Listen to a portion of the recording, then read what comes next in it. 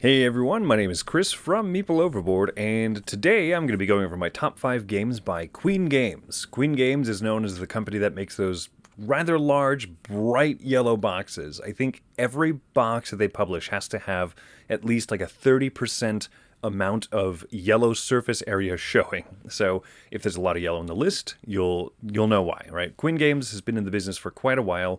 They've made a lot of classics. They have some of the oldest games that are like in the modern classic kind of era, right? So there's a lot of variety that they publish as well. And if I were to have one criticism of them in general, it's that their boxes are generally a little bit too big compared to what I think that they could be.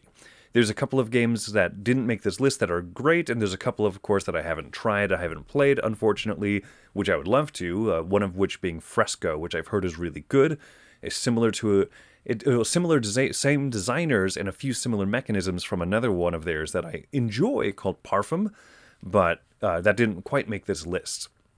So, yes, if there's a couple on here that are not on the list, it's either because they just not in the top 5 or because I haven't gotten to try them yet. Another one that I'm really interested in, I've heard talked up so much, is Luxor, which came out like 2 years ago, I want to say, but I never got around to trying that one. So, hey, who knows? It could be a top tier one. But I'm going to start with my number 5.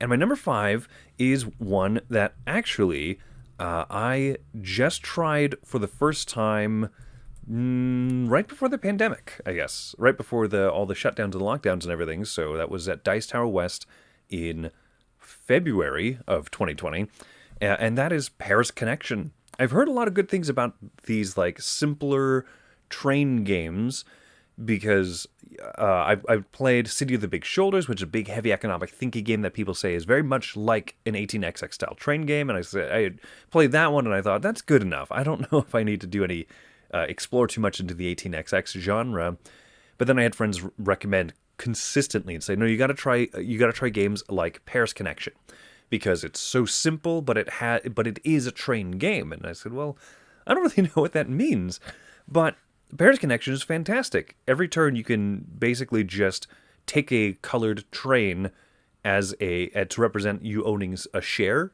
in that train company, the blue train or the red train or the green or black trains, whatever.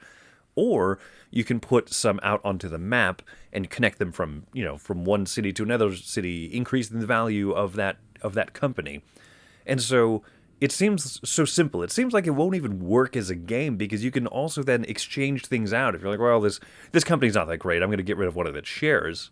But when you get rid of a share of a company, say the black train's not doing great, you put it back, it then becomes a train that someone else, say who owns more shares of black, can then place it onto the map and increase the value of the black company. And you say, well, I sure wish I kept that black share. And then someone else does it, and you say, oh no, maybe I have to grab that black train now so that someone else doesn't take it later and add it onto the map and make it worth even more. And so everything you do has this like Newton's laws of physics kind of a thing, right? An opposite but equal reaction. If you don't want to hold on to something, you put it, you send it away. But then it can benefit somebody else. And so it's incredibly simple. It lasts 15, 20 minutes for a game, maybe. I don't remember. It tops like a half hour for a very thinky, very interesting little tit for tat, lots of people sitting around the table playing this interesting little train game. So Paris Connection really impressed me when people said, no, it's really good, you should try it, despite this horrific looking cover of a train wrapping around the Eiffel Tower. I said, I don't know about that, but I do recommend it. My number 5 favorite game by Queen. Moving on to number 4, this is one of the newest ones on the list. I know Paris Connection is quite a few years old. It's not exactly a new game, but Copenhagen Roll and Write is quite new. I think it just came out last year. I think it came out the same year as Copenhagen, the big boy game. Copenhagen Roll and Write is obviously a dice-based version roll and write game of this very Tetris-y game. What makes it special, unlike other, because there's plenty of just roll dice and write things or draw things or Tetris-shaped games. There's tons of these polyomino games, and there's plenty of them that are even that are even roll and write polyomino games. There's plenty of them that have come out from Uwe Rosenberg. So what makes this one different? Well, not a ton, but there are some nice little special player powers depending on which color polyomino piece you're putting out, red or purple or blue. They all have different little powers you can build up on these tracks when it's not your turn. So that's one thing I like, is that you can benefit from other people's rolls when it's not your turn, which is good because it keeps you involved in the game more often. But the other little twist is that when you draw a shape, you draw one of those little Tetris-y shaped things out onto your board, you have to designate one of those spaces to be an X, and the rest to be drawn as circles. And the trick is that you just get points when you complete rows or columns, but you get extra points if you complete a row or a column that has no X's in it. So then you say, okay, well, obviously, the obvious strategy is put all of your X's in the same row. Well, but now if you do that, then all of your columns can't have an X in it, because now you've put X's across, so none of your columns can ever be X-free. Well, okay, then just put all of the X's in the same column. Well, that's not easy either, because then you want to build across rows, and so now it becomes just a small little extra mechanism, adds just a teeny bit more to this game that really should be almost like lightweight fluff, but it's very good. I quite like it. I feel no desire to play the big version, the big box version of Copenhagen, because the roll and write is fantastic, and so many people say, it's just as good. Queen Games has been doing a couple of other roll and writes, actually. I think they just kickstarted a roll and write version of a game that will appear later on my list, which I'm interested in. I'm interested in those because of how well Copenhagen translates as a roll and write game. So that's why it's my number 4. Copenhagen, the dice game. Coming in at number 3, this is the classic. This is one of the perennial classics of the genre, of modern board gaming, I should say. Not Carcassonne, Alhambra. Alhambra is kind of it was one of the big 3 or big 4 like gateway games for so long, and I feel like it's kind of fallen a little bit under the radar compared to Carcassonne, which continues to get expansions pumped out, and Settlers of Catan, and Ticket to Ride being arguably one of the most successful out of all of these, also the newest. Right? I would venture to say Ticket to Ride has the most still growth that's still going on for it. My preferred tile-laying game is Carcassonne, but Alhambra does really intelligent, smart things with tile-laying, where you have to build a wall around. It can go through your city, but then you're cutting off other connections. It can go around your city, and then you can build it really long for lots of points. It has a very interesting money system where there's 4 different colors of money, and different tiles will come out into different spots that require the different types of currency. So you might have 18 purple in your hand, but you need to buy a tile in green, right? Well, you should have played better. Don't get nothing but purple money or yellow money or whatever. So you need to diversify, but you also need to get enough to be able to afford the big buildings when they come out.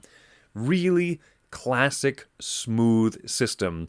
That's the tile-laying city building part of it is just like a teensy bit more complicated than some other games, which I think makes it.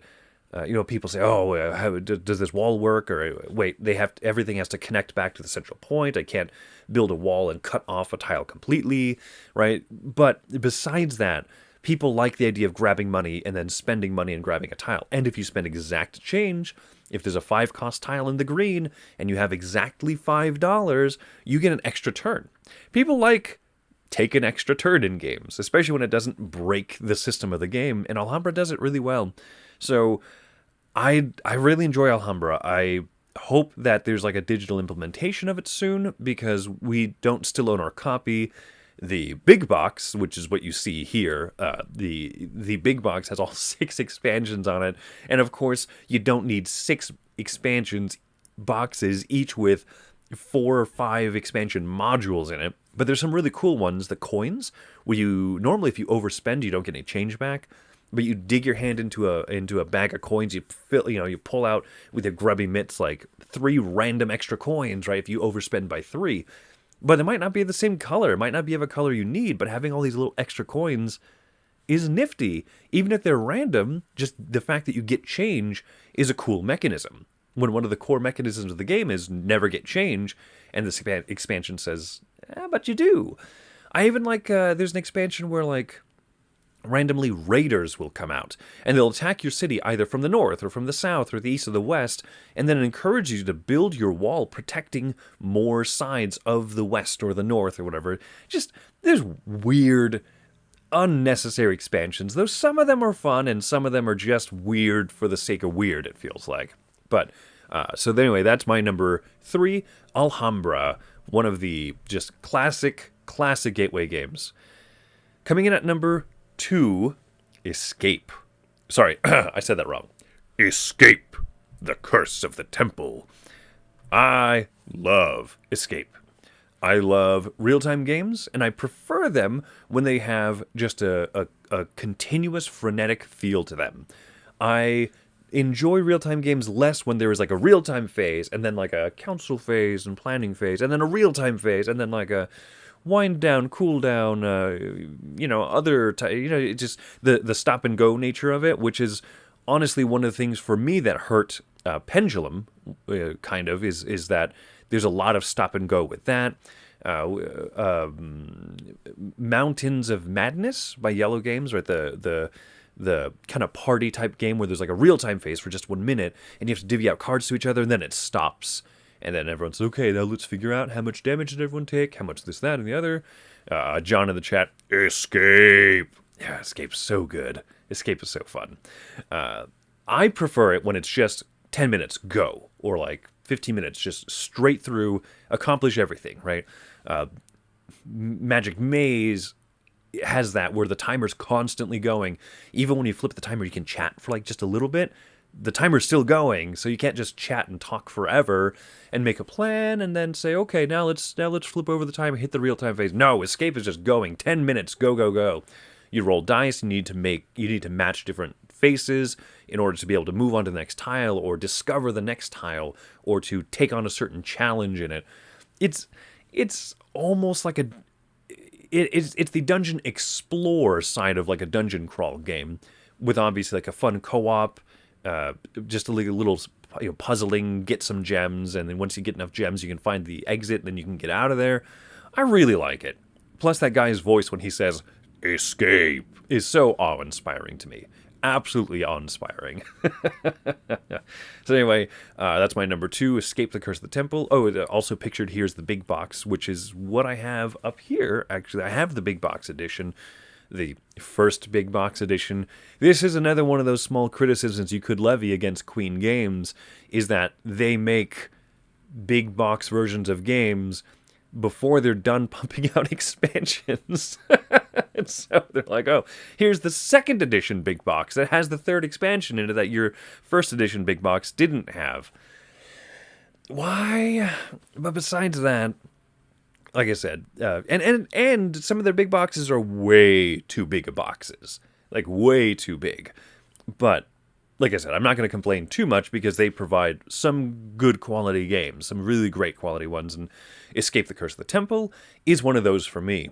The expansions add cursed tiles, and they add extra challenges that come out, like a mummy that starts chasing you around, so you have to chase it back to its tomb, which can be super far away, and you have to roll extra torch dice, and so that you scare the mummy back to its grave, and you're like, come on, go to sleep now. I need to get gems and escape the temple. So those extra challenges are super fun, super cool. So if you get a chance to get a like big box version of it, play the regular version of the game multiple times so you get it down, but the big box stuff is really good. I like the expansions to this game a lot. So that's my number 2, Escape the Curse of the Temple. And now my number 1 pick is, depending on your thoughts, probably either an obvious choice or a very divisive choice, because my number 1 is Kingdom Builder. I love Kingdom Builder a lot. It is ugly and pointlessly themeless and very abstract in kind of just in a weird way, and you're very beholden to the luck of your hand of one card, and if you don't get any special ability tiles, you're going to have a very uninteresting game. And if you just never draw the terrain type that you really wanted, then, and yet somehow this is like a top tier game for me. Well, it's because you get to work around your luck. This is, despite the randomness of the card that you draw at the end of each turn, you have so much control. Depending on where you build on the map, it, allows you to build now adjacent to that in the other types of terrains when you draw those cards, or you have to finish out the same type of terrain when you draw that card. But once you do, you can then jump to a different terrain type. But if you build very poorly in this game, you will just be stuck because you made some bad choices. Your first few games of Kingdom Builder, you're going to make bad choices because you won't understand the ways to work around the fact that you have to build adjacent to yourself and its luck of the draw of cards. But once you understand that better, you learn how to mitigate risk and chance, and then you build in, next to the important special ability tiles, and then after a while you have like 5 or 6 special ability tiles that let you jump one of your buildings and hop somewhere else. So now you really have a lot of control of where you can build. Or you can take one of your buildings off the map and throw it in water somewhere, and now you can navigate water, which normally you can't unless you get this one of those special ability tiles. And now you can just build anywhere on the edge for free. Once you get a bunch of these, you become less beholden to the luck, and you can kind of craft the luck in your direction. It's themeless. I don't know why I draw a card and it says, build 3 houses in flowers. Build 3 houses in the middle of the desert. Okay, deck of cards, thank you. But it's great. It's highly strategic with enough tacticalness to it, depending on what you draw, that it's just really enjoyable. And the Crossroads expansion is one that I've played. Lovely. Just more different types of character powers and a few extra like big chunky pieces that you get to put out and take control of like a large area, which guess what? Makes you adjacent to lot more different terrain. So if you really want to build out this big 7 hex piece instead of just like your 1 hex buildings, boom, plop out this big thing, and now you can build adjacent to a lot of different stuff. But don't put that in an area where you'll get stuck, where you don't want it to be. It's just brilliant. It's just an excellent game. It is now, I think this is one of the first Queen games actually that's on Board Game Arena, and I highly encourage playing it because the scoring objectives change every game. So you're doing the same things, but it really changes up what you're doing every time you play. I love Kingdom Builder. So Queen Games has older games, newer games. They're still coming out with good ones, and some of them I still need to try and everything, but for that reason, Kingdom Builder is my number 1. It is just, to me, a sign of what good quality games they can put out. This is made by the designer of Dominion. It's nothing like Dominion, but it shows to me that there's a lot of smart way that Donald X. Vaccarino designs games, even though most of his games are relatively unknown outside of Dominion and Kingdom Builder.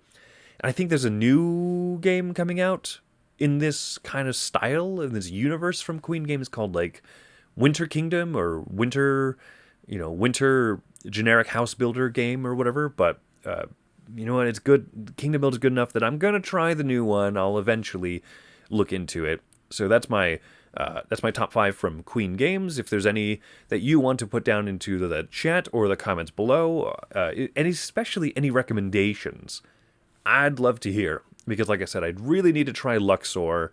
I know that was one of the big ones. The Fresco is the other. Like, those are the 2 of theirs that I really would like to try because I hear that they're so good and very clever, and they could make the top 5. Who knows? And maybe at some point I'll revisit some of these. I feel like if there's significant change, but the top few here especially I think are going to stay because they're just classics in my book. So anyway, my name is Chris from Meeple Overboard. Thanks for watching today. If you are watching this live on September 28th, I'll be back in less than an hour, and I'll be streaming the Root app, which is new from Direwolf Digital and Leader Games. Anyway, my name is Chris, like I said, from Meeple Overboard. Thank you so much for watching, and have yourself a great day.